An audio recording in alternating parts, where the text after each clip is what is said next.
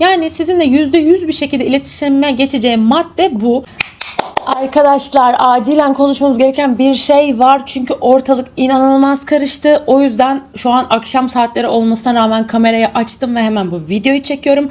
Spora gitmem lazım. Akşam maç var. O yüzden ne ara bunu editleyip yükleyeceğim bilmiyorum ama hemen çekeceğim ve editleyip yükleyeceğim. Bugün saate bile bakmadan çünkü durum ciddi. Şimdi durum ne? Şu an zaten eğer hali hazırda kanalıma aboneyseniz ve videolarımı takip ediyorsanız şu anda 5 yıl önce ücretsiz koçluk yaptığım danışanlarımın sonuçlarını tek tek incelediğim, ayrı ayrı incelediğim videolar yüklüyorum ve 2026 itibariyle de yeniden bu ücretsiz koçluğa başladığımı duyurdum zaten bu videolar sayesinde ve sizde de eğer böyle bir talebiniz varsa neler yapabileceğinizle ilgili videolarda bilgiler verdim.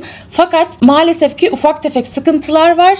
Bir türlü sanırım anlaşamadık. Ben de o yüzden gerçekten arada kalıyorum kimi seçeceğim konusunda. O yüzden istedim ki net bir şekilde kurallar diyebiliriz buna, başka bir şey diyebiliriz.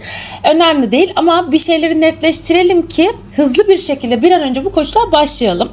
Dürüst olmam gerekirse ben biraz bu videoların ilerlemesini, kanalın tekrardan canlanmasını ve sonrasında koçluğa başlamayı düşünüyordum ki zaten bu süreçte eski danışanlarımın süreçlerini de paylaşacağım için yeterince bir vaktim olacağını düşünüyordum. Fakat çoğu kişi şey yazmış, hani tam da ihtiyacım olan zamanda karşıma çıktı diye. O yüzden ben de bir an önce size yardımcı olmak istiyorum. Fakat bu karşılıklı iletişim konusunda yaşadığımız sıkıntılardan dolayı ve arada sizden de gelen birkaç soru olduğu için hem bunları yanıtlayayım hem de bu başvuru sürecini nasıl yaparız? Hani belli bir şeyler olsun ki onu yapan kişilerle iletişime geçelim diye düşündüm. Şimdi aranızda beni çok eskiden beri takip edenler de olabilir. Beni zaten tanıyorsanız hani samimiyetim konusunda bir şüpheniz yoktur. Ama kanalım yeni karşınıza çıktıysa tabii ki beni tanımadığınız için ve zaten sosyal medyada, YouTube'da bir sürü kanal var. Tabii ki kimin nasıl biri olduğunu bilemiyorsunuz. Bu konuda kafanızda soru işaretleri olabilir. Emin olun beni tanıdıkça zaten nasıl bir insan olduğumu anlayacaksınız ki zaten dışarıda binlerce lira, sadece bir günlük spor programına bile binlerce lira vermeniz gereken bir durumda ben size en az 2 hafta olacak bir şekilde size uygun bir spor programıyla hem de ücretsiz bir şekilde yine takibinizi sağlayacağımı söylüyorum.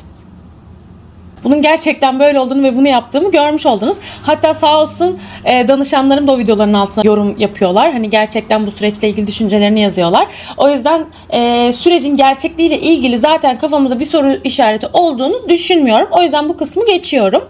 Hemen başvuruyla ilgili bir netleştirme yapalım istiyorum. Bakın şu ana kadar sadece bu süreçle alakalı 3 tane video paylaştım ve zaten bu süreçle ilgili yine video paylaşmaya devam ettikçe de o 3 videonun bulunduğu oynatma listesine de o videoları ekleyerek tek bir oynatma listesine zaten bu videoları toparlıyorum.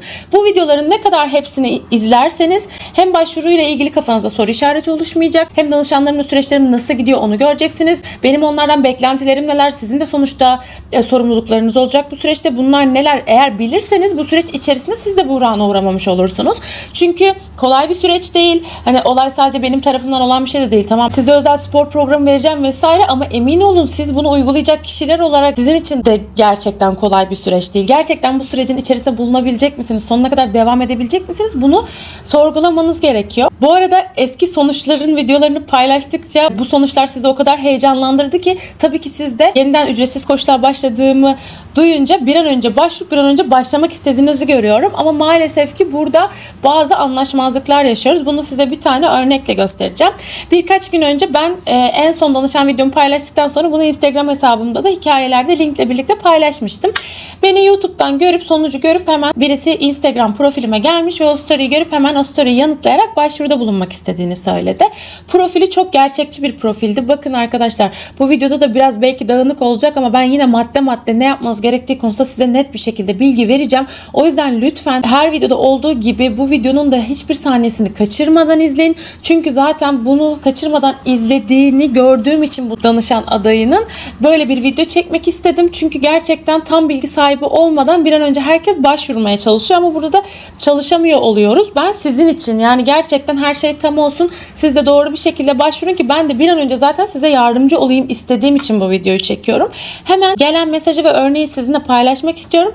Dediğim gibi her saniyesini izleyin ki gerekli maddeleri biraz aklıma geldikçe söyleyeceğim. Bu video ile ilgili hiçbir hazırlık vesaire yapmadım. Şu an sadece aklıma geldiği gibi konuşuyorum. Çünkü dediğim gibi bir an önce bu bilgilendirmeyi yapıp sizinle paylaşmak istiyorum ki bu karışıklık ortadan kalksın. Çünkü herkes, yani şunu düşünmenizi de istemiyorum. Ya ben yorum da yapıyorum, işte başvurduğumu söylüyorum, bana geri dönüş yapan yok.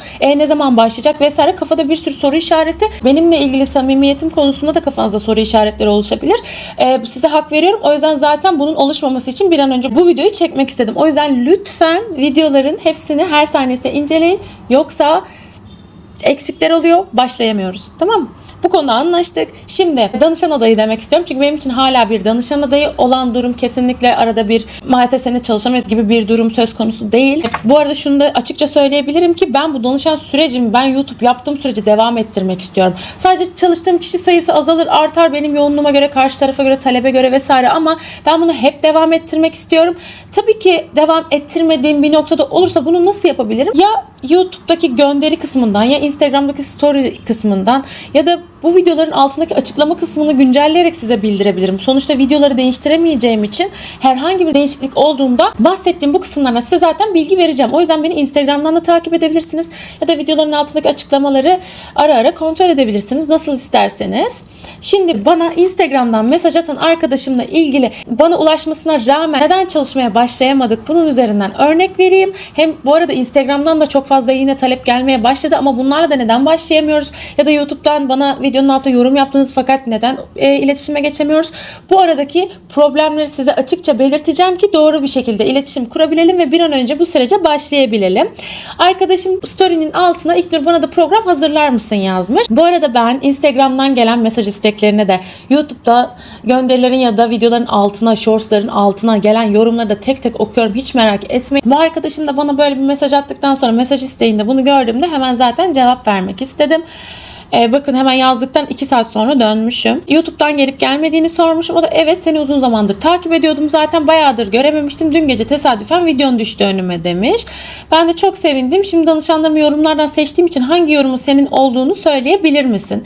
Sizden istediğim şey şu olacak. Benimle iletişime geçtiğinizde hangi videonun altına yorum yaptıysanız, yani bu danışan süreciyle ilgili herhangi bir videom olabilir, bu sorun değil. Ya da birden fazla yorum yaptıysanız çok daha güzel. Onların da hepsini bana SS alarak göndermeniz.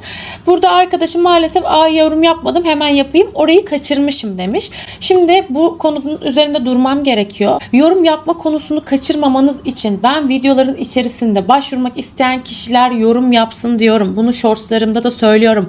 Ayrı ayrı gönderiler paylaşıyorum. Videolarım ve shortsların açıklama kısımlarına ücretsiz danışmanlık almak isteyenler yorum yapsın diyorum. Yani zaten sürekli size eğer böyle bir talebiniz varsa yorum yapın diyorum. Ama arkadaşım burada orayı kaçırmışım diyor. Yani ben bu yorum yapma kısmını çok da gözden kaçırılabilecek bir durum olmaması için ben zaten fazlasıyla yorum yapın şeklinde sizin kafanızı şişirdiğimi bile hissediyorum. O yüzden bunun gözden kaçırılabilecek bir şey olduğunu düşünmüyorum. Bu nedenle eğer böyle bir talebiniz varsa lütfen videonun her saniyesini izledikten sonra talebinizi videonun altına yorum olarak yazın ve Instagram'dan benimle iletişime geçtiğinizde hemen ilk olarak iletişime geçme şeklinizde bana o fotoğrafların SS'lerini kalıcı olarak atarsanız daha iyi olur. Çünkü sizinle çalışmaya başladığımda gerçekten bu maddeleri diyeyim yerine getirdiğiniz için sizinle çalışmaya başladığımı diğer talep eden kişilere de göstermiş olmak isterim. O yüzden sizden talep ettiğim birinci şey YouTube videosunun altına yaptığınız yorumların görsellerini bana kalıcı bir şekilde Instagram'dan göndermeniz, tamam mı? İkincisi de şu, kanalıma abone olmuş olmanız, videolarıma hype yapmanız, bunlar benim için önemli. Bakın birçok influencer görüyorum. Mesela size hediye paketi yollayacak, çekiliş yapacak. Diyor ki ne yorum yapmanızı, ne beğenmenizi, ne takip etmenizi hiçbir şey beklemiyorum sizden. Hiç önemli değil. Aradan bir tane seçeceğim diyor. Bakın arkadaşlar, bu size samimi görünme çabası olan bir harekettir. Fakat emin olun o kişiler sonuçta onlara ücretsiz olarak da gelmiş olsa ürünler, birine sonuçta bu hediyeyi verecekse siz kime hediye verirsiniz? Sevdiğiniz insanlara verirsiniz. Hiç tanımadığınız bir insanla sevgiyi nasıl oluşturursunuz? Arada oluşan iletişimle ve sizi desteklediğini, sizin için güzel duyguları olduğunu bildiğiniz insanlara o güzelliği yapmak istersiniz. Yani bu influencerlar da, hediye veren kişiler de emin olun zaten siz onu ne zamandır takip ediyorsunuz, ne kadar yorum yapmışsınız, ne kadar desteklemişsiniz, kaç fotoğrafını beğenmişsiniz, emin olun bunlara bakıyorlar. O yüzden bunu böyle söylemese bile bakıyorlar ama ben dürüstçe buna baktığımı söylüyorum. Çünkü benim en önemlisi de bu sürecin içerisinde olmasak da, yani bu süreçten sonrasında da ya da hiç çalışmamış olsak dahi YouTube videolarıyla size olabildiğince bilgi aktarmayı ve tek başınızda bunları nasıl yapabileceğinizi size öğretmeye çalışıyorum. Ben aranızda YouTube yapan var mı bilmiyorum ama zaten hem Instagram'da influencer olup hem YouTube kanalı olan kişilerin videolarında da belki denk geliyorsunuzdur. Bu sosyal medya mecrasında içerik üretmesi en zor olan platform YouTube'dur. Gerçekten bir video paylaşmanın mesaisi çok çok uzun, çok çok zor ve ben zaten başka bir işte çalışırken boş olan zamanlarımı dışarıda gezebilecekken, başka aktiviteler yapabilecekken size yardımcı olmaya ayırıyorsam ben de gerçekten o yardımcı olmak istediğim kişinin de bana yardımcı olmaya çalıştığını, bana destek olmaya çalıştığını, bu emeğimi gördüğünü, gerçekten böyle bir şeye ihtiyacı olduğunu göstermesini isterim. Ben bunu dürüstçe size söyleyebilirim. Ben size burada hiçbir şey yapmanıza gerek yok. Ben yine de size çalışacağım deyip bir gün hiçbir zaman sizinle iletişime geçmeyebilir. Yine de o yorumları siz iletişime geçeyim diye yapabilirdiniz ama ben böyle biri değilim. Daha önceki hatta bu danışan sürecimde paylaştığım ilk videoda olması gerekiyor. Ne kadar çok talep geldiğini size ekran kaydı almışım ki zamanda, neyse ki o mesajların görüntüsünü bile koydum. Orada kenardaki oku takip ederseniz neredeyse 1 dakika sürüyor yukarıya sürekli kaydırmama rağmen mesaj istekleri. O kadar çok istek vardı. Ne oldu? Mesela ben o kişiler arasında dönebildiğim kadar kişiye dönebildim. Bazılarıyla benim için mesela sporu tam yapması önemliydi. Bazısı sporu yapma şansı yoktu örneğin. O yüzden çalışamadık ama ben çok fazla kişiye dönüş sağladım ve zaten uygun olan kişilerle biz çalıştık. Fakat ne oldu? Dediğim gibi ben zaten istesem de o kadar kişiyle birebir çalışamazdım ve o zaman ben birebir çalıştığım kişilerin sonuçlarını da YouTube'da bu sonuçları aldığım dönemde paylaşmadığım için belki insanlar benim o kadar talepte bulunduk, hiç kimseyle çalışmadı diye düşünmüş bile olabilirler ama o kadar bunu bence az kişi düşündü ki bence benim samimiyetimi çünkü bildikleri için çalıştığımı biliyorlardı ve üzerinden bakın 4-5 yıl geçmesine rağmen bakın ben gerçekten bunu yapmıştım ve bir sonuçlar aldık diyerek bunu size gösterebiliyorum. Yani o zamanlar bunu yaptım diye gösterme şeyim olmamış çünkü ben de sizin samimiyetinize güvenmişim. Çünkü beni tanıdığınızı düşünmüşüm. Yani ben karşımdaki insanları da kendim gibi düşünüyorum ve zaten diyorum ki ya sonuçta böyle bir şey yapmayacak olsam neden böyle bir şeyin videosunu çekip buna zaman ayırıp editleyip yükleyip sizden böyle bir talep toplamaya başlayayım yani. Bakın görüyorsunuz ben bir şey yapacağım diyorsam emin olun bunu yapıyorum ve bu süreçte de öyle olacak. Kesinlikle olabildiğince çok kişiye zaten ben birebir yardımcı olmaya çalışacağım. Ama dediğim gibi hiçbir şey olmasa dahi ben videolarımla da zaten sizin kendi başınıza da bunları nasıl yapabileceğiniz konusunda size birçok bilgi aktarmaya çalışacağım. Çalışıyorum da. Mesela spor programlarının muadillerini de çekmeye başlayacağım ve bu sayede siz zaten elinizde spor programları olacağı için bunları da yapabileceksiniz. Ama bazı kişiler hani bazen takip edildiğinde, birisi onu kontrol altında tutmaya çalıştığında iradesi kolay kırılabilen kişilerse özellikle buna çok ihtiyaç duyabiliyor. O yüzden birebir çalışmak istiyor olabilir. Zaten bu videonun amacı da bu birebir çalışmak isteyen kişilerle doğru bir şekilde nasıl iletişime geçebiliriz? Tamamen bu. Yani bu bana mesaj atan arkadaşımın örneğini şu yüzden verdim. Benim için hala bir danışan adayı. Sağ olsun hemen yorum atıp bunun görselini de attı. Ama ben videonun her saniyesini ki herhangi bir videomu hani o 3 videonun herhangi bir tanesini bile izlemiş olsa zaten bilecek ki videonun altına yorum yapması gerektiğini. Ama ben buradan neyi görüyorum? Aslında videolar tam olarak izlenmediğini. Benim için emin olun burada ben 20 dakikalık bir video paylaşıyorsam bunun çekimi 1 saat falan sürüyor. Editlemesi 3 gün falan sürüyor. Paylaşması vesaire derken ben zaten haftada bir paylaştığım bir videoya en az 5 gün mesai harcarım arkadaşlar. O yüzden ki ben aynı zamanda çalıştığım için de diğer vakitlerimi dışarıda geçirebilecekken buraya ayırıyorum. O yüzden bu bir yorum yapmak yani bir kafanızda denge oluşturduğunuzda sonuçta biz zaten her gün iletişimde olacağımız bir sürecin içerisine gireceğiz ya eğer birebir çalışırsak.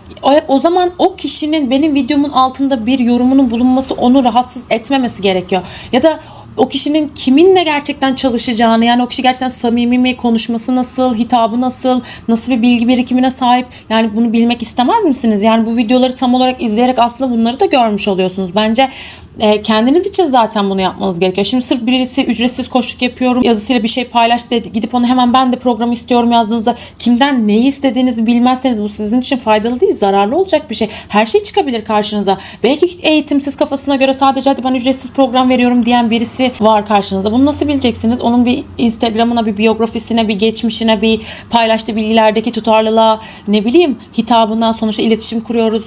Belki kırıcı bir insan, yani anlatabiliyor muyum? Hani bir karşınızdaki kiminle her gün mesajlaşacağınızı da bir aslında kendiniz için görmüş oluyorsunuz. O yüzden bence bu videoları en azından kendiniz için izlemeniz gerektiğini düşünüyorum.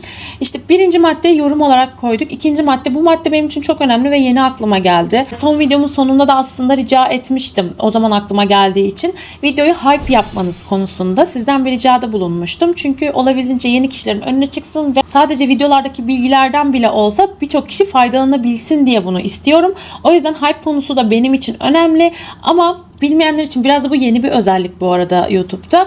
Hype şöyle bir şey. Videonun sadece, bunu biraz araştırdım, ilk 7 gününde diyor ama benim videolarımda sanki o çok daha erken kalkıyor, o buton yok oluyor. Onunla ilgili bir ekran görüntüsü de şuraya bırakırım. Aslında bir gönderi olarak da paylaştım. Bilmiyorum gördünüz mü ama paylaşılan bir videonun sadece ilk 7 gününde videonun altında bulunan bir buton bu. Ve sonrasında yok oluyor ve kesinlikle geri gelmiyor. Yani ben de sizin ne kadar erken bu videoyu izlediğinizi ve hype'layarak da aslında bana ne kadar destek olmak istediğinizi görebileceğimi düşündüğüm için hype yaptığınızda videonun altında hype butonuna tıklayıp işte şu kadar puan, herkese farklı çıkıyor sanırım, şu kadar puan göndere tıkladıktan sonra onun da ekran görüntüsünü yaptığınız yorumların görüntüsüyle beraber bana Instagram'dan DM olarak gönderirseniz sizinle %100 iletişime geçeceğim. Yani sizinle %100 bir şekilde iletişime geçeceğim madde bu. Hype yapmış olmanız. Çünkü neden? 8. gün bu videoyu izlediyseniz zaten isteseniz de bu hype yapamayacağınız için ben ne kadar aslında beni takip ettiğinizi ve bildirimlerimi açtığınızı görmüş olurum. Yani beni gerçekten destekliyor ki ben de bir an önce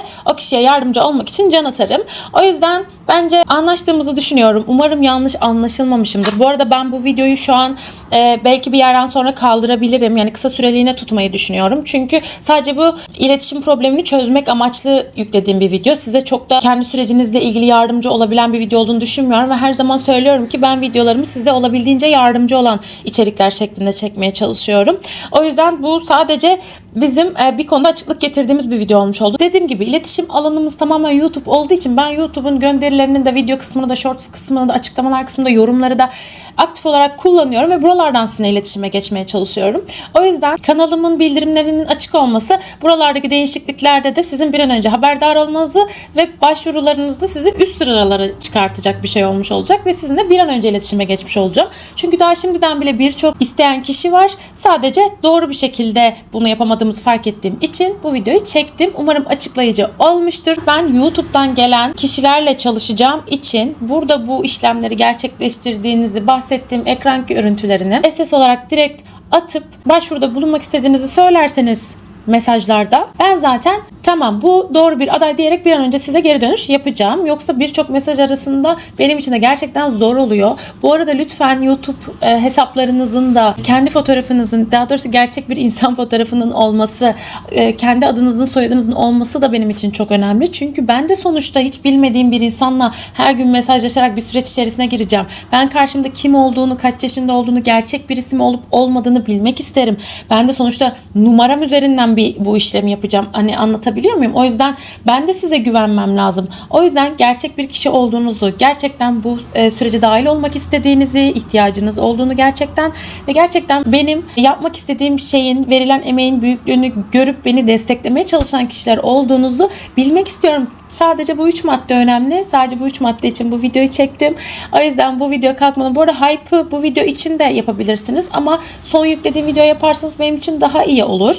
Onun hype'ı hala devam ediyor. Eğer gerçekten 7 gün boyunca kalırsa. Ama baktınız onun altındaki hype yok. Bu videoyu da yapabilirsiniz. Ama dediğim gibi bu videoyu her an kaldırabilirim. O yüzden bir söz veremiyorum. Ben danışan videolarına da devam edeceğim. Şu an kesin olan zaten en az 2 tane daha danışan sonucum var. Onları da her hafta pazar günü 6.30'da paylaşıyor olacağım. olacağım onların da süreçlerini ve sonuçlarını. O yüzden o videolara da hype yapabilirsiniz eğer herhangi bir hype yapabileceğiniz bir video yoksa. Bu arada birkaç kişi yorum yazan birkaç kişi Instagram'ının bulunmadığını söylemiş. Yani maalesef YouTube'da mesajlaşma özelliği yok diye biliyorum ben. En azından ben öyle biliyorum. Eğer olsa da keşke sadece YouTube üzerinden halledebilsek. Ben de hani bir oraya bir buraya sürüklemek falan istemiyorum size. Ama hani en yaygın ve en güvenilir iletişim kısmı, hani ben de sizin profilinizin gerçekliği hakkında fikir sahibi olabilirim diye Instagram üzerinden benimle iletişime geçmenizi talep ettim. O yüzden Instagram'ınızın olmaması nasıl çözeriz bilmiyorum. O yüzden yani ne yazık ki size ait bir Instagram hesabının olması gerekiyor iletişime geçebilmemiz için. Çünkü YouTube üzerinden telefon numaranızı vesaire paylaşmanız bence sizin güvenliğiniz için hiç doğru olmaz. Ben de aynı şekilde paylaşmak istemem. O yüzden en güvenilir yine Instagram olacağı için bir hesap oluşturup oradan benimle iletişime bahsettiğim şekilde geçerseniz bir an önce çalışmak istiyorum. Çünkü birkaç kişi var radarımda. Her videoma yorum yapıyorlar. Ben bu arada kullandığım birkaç uygulama sayesinde kimlerin abone olduğunu, kimlerin videoyu beğendiğini, hype yaptığını vesaire her şeyi görebiliyorum. Ama ben hani doğru Instagram, doğru YouTube eşleştiremeyeceğim için Instagram'dan bunların SS'ini alarak bana göndermenizi rica ediyorum. Burada mesela bir tane danışanım var. Yiyeceğim onu ya. Gülsüm Hanım. O da mesela Instagram kullanmıyormuş. Gülsün Hanım hatta galiba. O da Instagram kullanmadığını söylüyor. Yani o Instagram profili açmanız lazım. Gerçi en son şeyinde sanırım kızının Instagram'dan iletişime geçtiğini söylemiş. Hemen eğer öyleyse ben ona oradan dönüş sağlayacağım. Ve bakın mesela şöyle görebiliyorum. 4 tane yorum atmış. Hangi videoya ne yorum attığını görebiliyorum. O yüzden isminize tıkladığımda bana hani benim kanalımla ilgili her türlü etkileşiminiz buradan çıkıyor zaten. O yüzden dediğim gibi benim esas olarak istememin sebebi tamamen hangi etkileşimler hangi Instagram hesabına hangi kişiye ait onu ayırt edemeyeceğim için sadece sizden bu ekran görüntülerini istemek. Bu arada yeni bir tane yorum gelmiş. Instagram'ınızı bulamadım diye. Yani Instagram'ımı da YouTube kullandığımdan beri bütün videolarımın açıklama kısmına yazıyorum. Arada videoların üzerine de yazıyorum. O yüzden bakın açıklama kısımlarını okumak da ne kadar önemli. Bunu da yine buradan görüyoruz. Instagram hesabımda açıklama kısımlarında yazılı. Oradan kolay bir şekilde görebilirsiniz. Umarım net bir şekilde açıklayabilmişimdir. Siz bir an önce talep ettiğiniz için ben de size göre hareket ediyorum. Bu da benim için bir süreç. Sizin nasıl bir talebiniz varsa ben de o sürece ayak uydurmaya çalışırım. Çünkü dediğim gibi amacım zaten ortada. Yardımcı olmak istiyorsam bir an önce tabii ki niye yardımcı olmak istemeyeyim. Bu arada arkada Mardin vlogumu açtım. Danışan süreçleri dışında da arada vloglar atmıştım. Bu tekrar YouTube'a geri dönmek istediğimde. O tarz şeyleri de eğer merak ediyorsanız onun linkini de aşağıya bırakacağım. Sizleri çok öpüyorum. Bir an önce birebir iletişime geçmek dileğiyle. Kendinize çok iyi bakın. Hoşçakalın.